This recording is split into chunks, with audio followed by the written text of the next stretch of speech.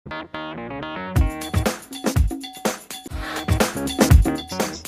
paliparan ng Tacloban ay isa sa mga pinakamataong paliparan sa labas ng Maynila. Ito ay may flight galing at papuntang Maynila at Cebu araw-araw. Galing Maynila, isang oras lamang ay mararating mo na ang Tacloban na siyang sentro ng gobyerno, edukasyon, kalakalan at kultura sa Eastern Visayas. Maraming pangyayari sa kasaysayan ang unang naganap sa Eastern Visayas. Ilan dito ay pagiging pinakaunang lugar kung saan dumayo ang mga Espanyol at ang pinakaunang recorded Catholic Mass sa bansa.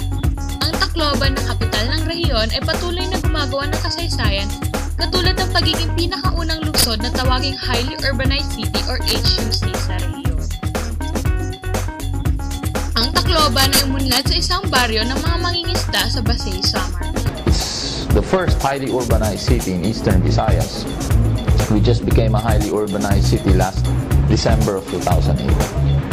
Being that, there's a lot of preparation being made now in our city planning because we can see the influx of people is growing very fast.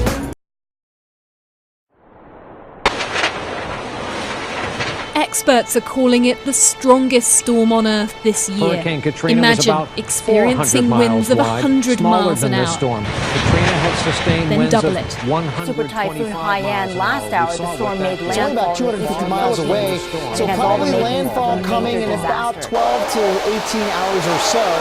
And it is going to pose a lot of hazards as it does move on. Obviously, This is what the inside of a super typhoon looks like.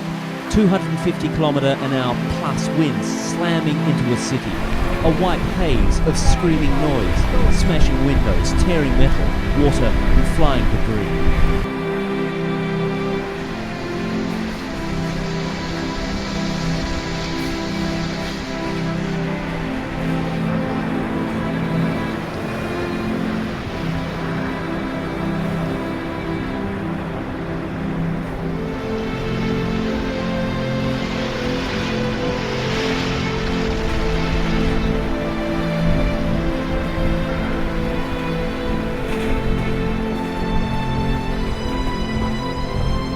The city of Tacloban in the east-central Philippines has been devastated by wind and water, the result of one of the most powerful typhoons ever recorded in the Pacific.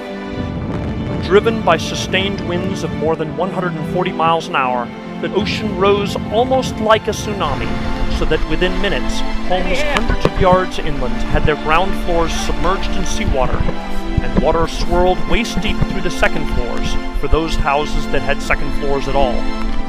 Many died not just in single-story homes, but in churches, schools, a sports stadium, and other buildings that had been chosen as wind-resistant evacuation centers, but proved to be death traps when they began filling with water. Uncovered bodies still lie along the roads here, and the roads themselves are hard to recognize because they are so clogged with debris. Relief efforts are slow and halting, with even the Filipino soldiers complaining of limited supplies of fresh water. Food is scarce, and residents complain that the smell of rotting human flesh is so severe in some areas that they cannot bring themselves to eat meals in their own homes. Widespread looting over the weekend has made matters worse. People are showing up at the airport begging for food, water, and scarce seats aboard flights out of the shattered city. It does not help that there are virtually no lights at night in the entire city, as even backyard generators were flooded. Improvements may be slow. That said, the Philippines is trying, with American help and assistance from nonprofits, to fly in more aid, a slow and costly alternative to bringing in supplies by road.